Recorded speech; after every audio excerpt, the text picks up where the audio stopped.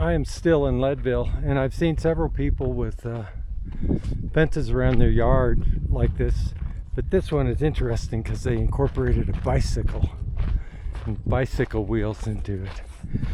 And cycling is a big deal here. Lots of mountain bikes and road bikes. So on my way out of Leadville.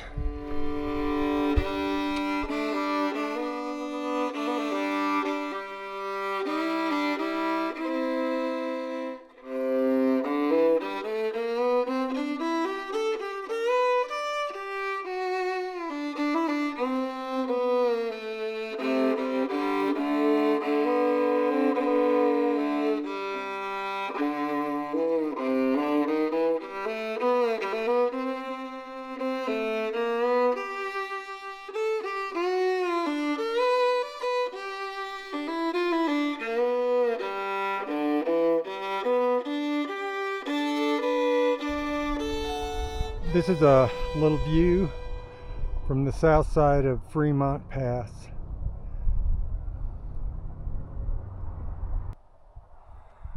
Well, that did not go well for somebody.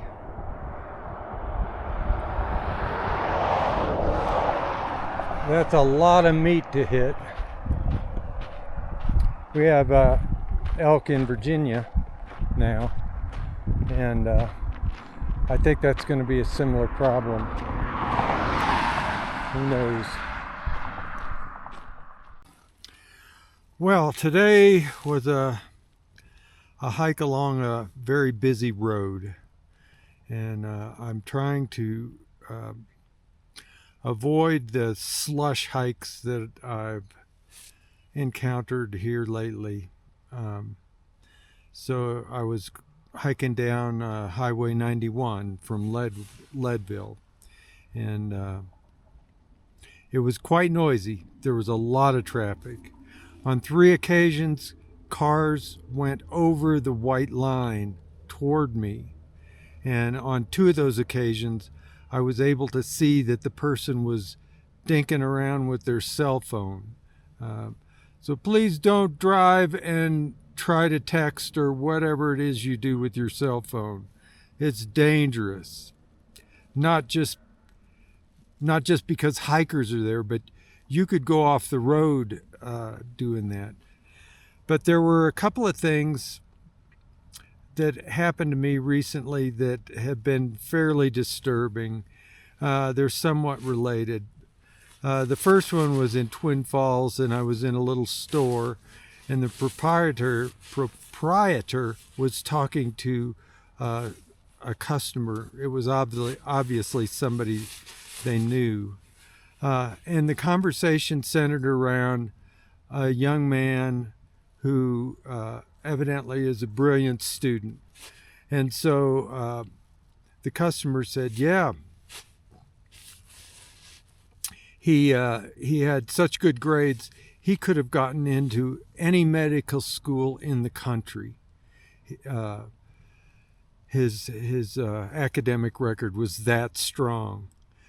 But instead, he decided to become a lawyer.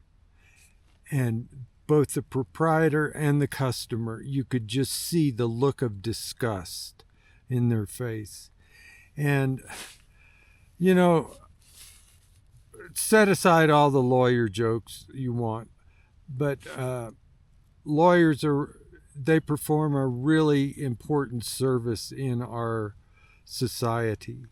And of course there are bad lawyers, and we've all heard the stories about bad lawyers, but I recently had an experience with a guy who worked super hard and was really smart and made a big difference in my life. There are laws, of course. There are rules by which we play the game of life, and lawyers are the people who negotiate and help guide us through that system. Otherwise, there would be just chaos. So I thought it was sad to see that attitude regarding lawyers. The other thing, and this really upset me, but I was at a pizza place, and there was a couple that sat next to me, and we struck up a conversation, and they were talking about how he liked to fish, she liked to observe nature, so it was a good balance, and they spent a lot of time doing that. But as we chatted, he was talking about how recently he had been fishing, and he had hooked 6 in a row, and they got loose, and he was so disgusted. But he took it a step further. He said, it's like our criminal justice system, catch and release. And I had not said one word to him about why I was hiking, or even that I was trying to do a calendar year Triple Crown. I didn't mention one word about Charles Raby or any of that. It's just something that he brought up. And he was, again, he rolled his eyes back, like our criminal justice system. We catch these criminals and then we release them. And I don't know where this is coming from. And I've gotten similar statements from other people. In New Mexico, a gentleman told me that they were catching criminals and charging them with a crime, but before they went to trial, they'd release them. Presumably on bail, I don't know. Maybe they don't think that you're innocent until proven guilty. I don't know. But so, yeah, back to the fisherman guy and his catch and release statement. Where does this come from? I feel a bit overwhelmed. It's generally, it seems to be accepted that our criminal justice system favors criminals, and that couldn't be further from the truth. Emily Bazelon wrote a book called Charged, and in that book she says the United States incarcerates people at a rate 5 to 10 times greater than any other developed nation. Take Germany, for example. You Germans, at least in the Americans' minds, have a reputation of being very strict and by the book. Well, we incarcerate people 9 times more than they do. We've got almost 2 million people behind bars. 500,000 of them haven't even been convicted of anything. I think we're pretty hardcore. I think we're over the top hardcore. I think this is it's a bipartisan issue, but it's actually class warfare to a large extent, because most of the people behind bars are from impoverished backgrounds. Most of the people behind bars are undereducated. They haven't even gotten a high school diploma. So again, I'm just flabbergasted when I hear comments like that, and it was completely unsolicited on my part. It's just this idea that the criminal justice system goes too easy on them, and it's just the opposite. And I feel frustrated, and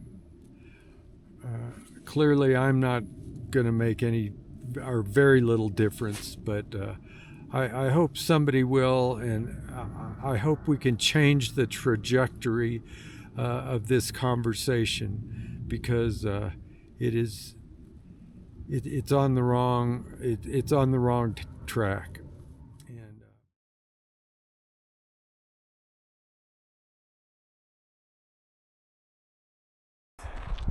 that was my camping spot last night on the right side of this little reservoir.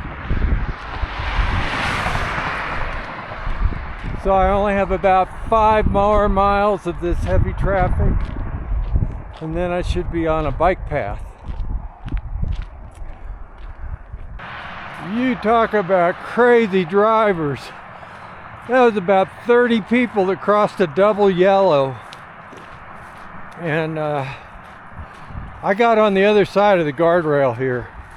Wow. It's been an eye-opener. It's kind of trite to say this, but where are they going in such a hurry that they're risking lives? So as I've been hiking along here, the number one item in the waste stream that I see, I thought it would be cigarette butts. There's a lot of aluminum cans too, but this right here, these little alcohol bottles, I mean, they're all over the place. So law enforcement, take note.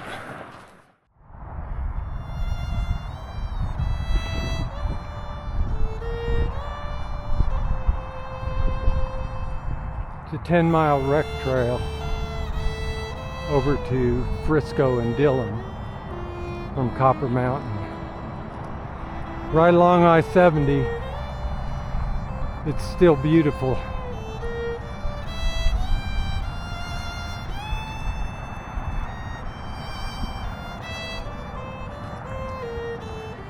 I've seen only bikers. Bikes are real popular here. I'm off the roads. So what you're seeing is the town of Dillon.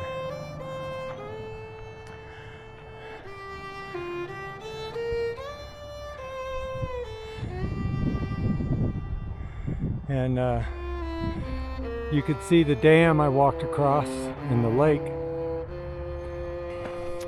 Yeah, I didn't talk a lot about yesterday, and I couldn't because of the noise of the traffic. That was a busy highway. And as you can see now, I'm getting back to trail. And I'll stop so I don't huff and puff too much. But for starters, I had dental work done, and that was in Leadville, and it didn't go real well. I won't go into details, but then as I was hiking out, I had an upset stomach, and it appears to have been food poisoning, because I had problems all afternoon, and then finally it cleared up, and today I'm eating really well and no problems. I'm not having to look for porta-johns or run into the woods, and so that's one of the disadvantages of going into town. I mean, anything can happen, but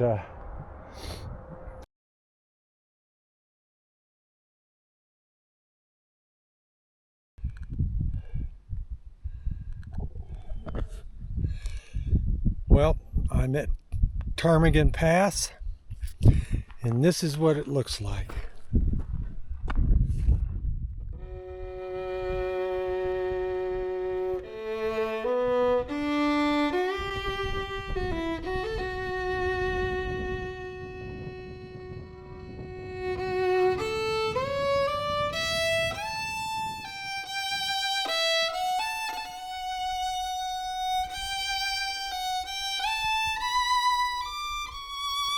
Have you ever heard of pink snow?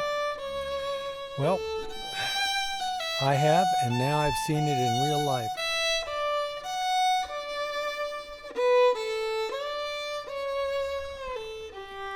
That's some kind of algae that grows on snow. If I recall correctly, I mean, it wasn't my desire to see that. I'm pretty much done with snow for the year, but snow has other ideas.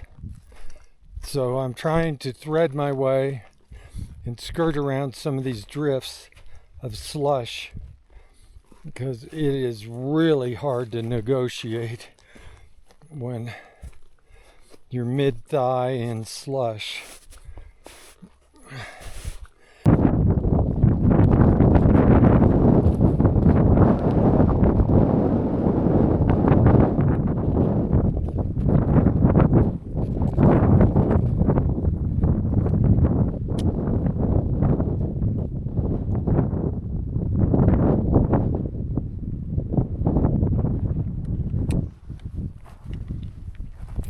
Pretty neat to be able to see that.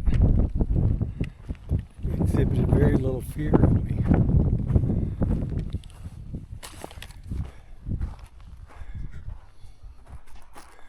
So this is the kind of environment ptarmigans live in. And boy, have I dealt with the snow today. I generally try to camp in less exposed places, but I really didn't have a choice tonight. And I just want to show you the view that I've got as the sun starts setting.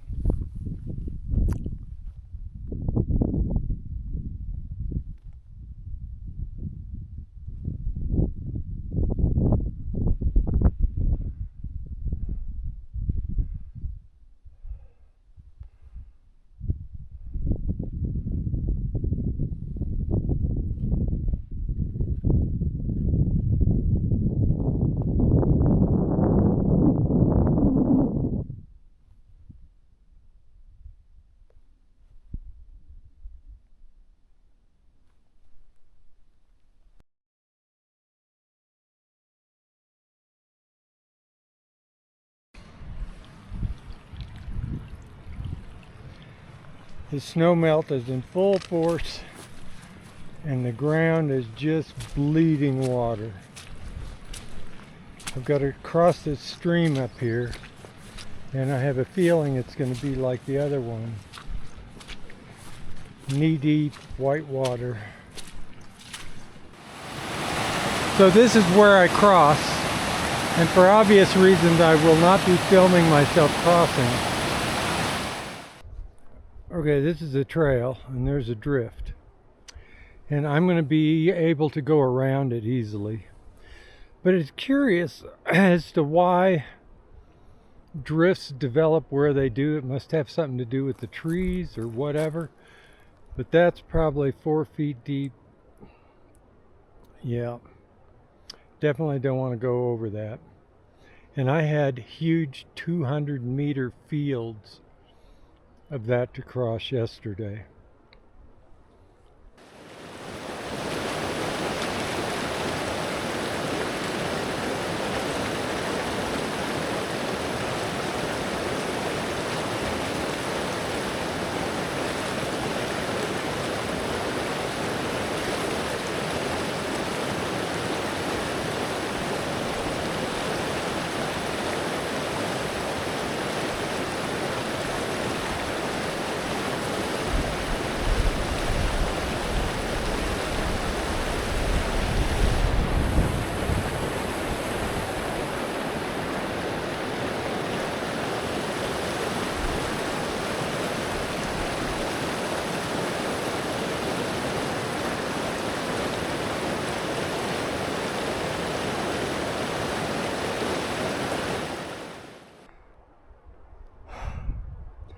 I'm not sure what I'm seeing here, but I suspect I'm seeing the aftermath of an avalanche in the pass.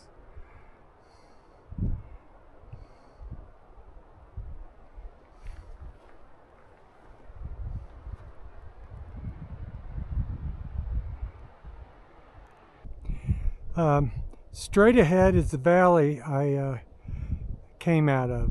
So at the far end of that valley is a ridge on the right. It looks like the lowest point, but anyhow, that's what I came down, and hiked down to the stream and came out, so you can see all the snow that I was having to deal with. And if you look, let's see, I'll try to point it out on camera. Let's see, right there is the avalanche. You can see the trees, and then going up the hill you can see the strip that has no trees.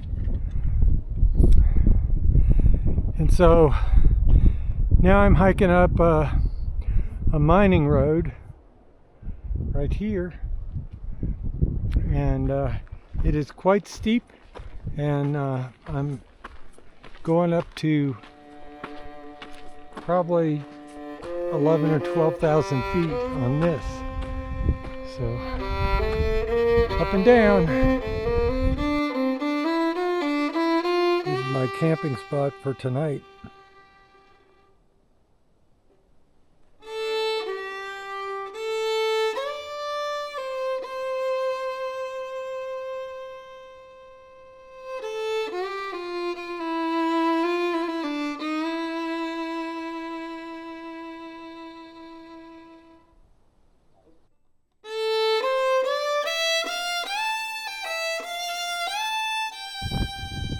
This is one of the taller peaks that I'll probably climb.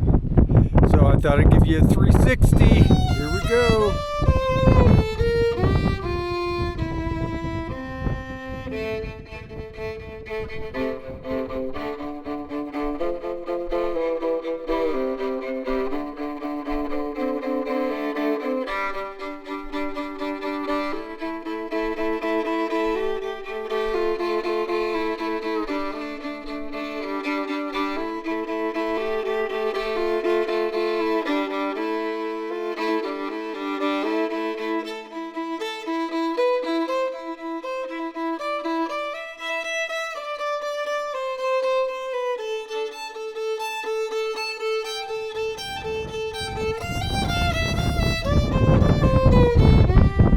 Really windy up here, but time to get going. Well, I got off the main road, and this is a kind of a back road that'll take me from Fraser, Colorado to Granby, Colorado. I've got food in Grand Lake I need to pick up, so that's my next goal. I wanted to talk about some of the hikers that have influenced me and helped me prepare for this journey. And one of my favorites is a guy named Scott Benneroff. His trail name is Aquaman. Scott, I think, has hiked the AT a couple of times at least. But one of his hikes started in December at Katahdin. And of course, then he hiked south. So he is well versed in winter camping. And that was something that I greatly feared. And so thanks to Scott for giving me some tips to help me get through the camping thing. I still hate winter camping, but he made it possible. His YouTube videos were very compelling and interesting. He's a charming guy.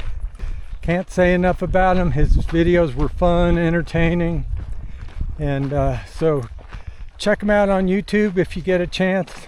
He's very brave. My hat's off to him.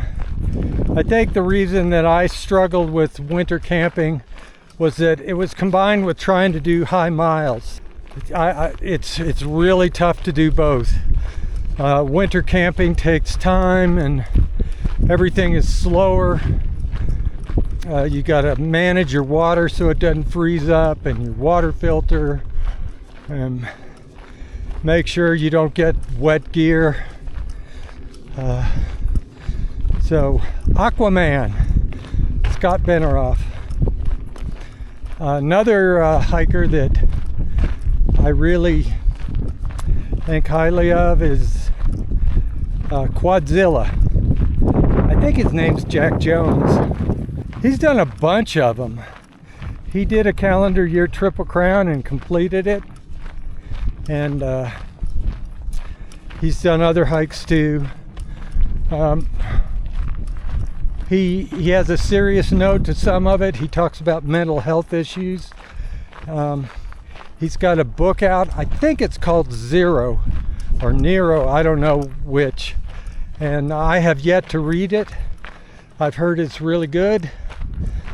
So check out any of his stuff. It comes from the heart, and it was quite helpful. With that, I will continue on my little journey. Obviously, I'm out of the mountains. I met another hiker named Chappie who followed in my footsteps on the Silverthorn alternate. And he and I both agree that yesterday was a day from hell on the trail. He said it was his hardest day. And part of the reason, and I didn't recognize it at the time, he said, "Was your far out app working?" And I said, "I don't know, it didn't make much sense to me. I felt like I was getting more and more lost." And he said, "Yeah, for some reason it didn't like that area, and it wasn't performing like it should be." So that sort of underscores the problem that I was having in there. And both of us were glad to get out. I just met Chappie yesterday. He's a great guy, and really I feel like he's a good friend. He and I are taking different paths, but that's okay. Hopefully I'll see him again. If not, it was one of the magical moments of the trail to meet him. And with that, I'd like to talk about a couple other hikers. You know, I spoke about being invisible because I'm an older fella, but I ran across two hikers. One was named Stone Cold, the other was Yellow Jacket. Both of them were really strong hikers, and they treated me as a fellow human being, and showed me a lot of kindness and help.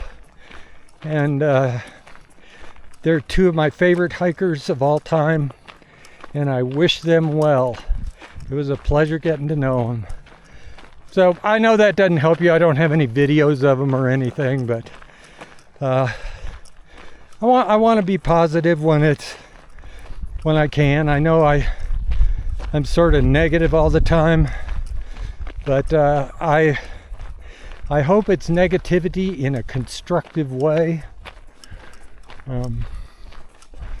I tend to be optimistic and expect people to be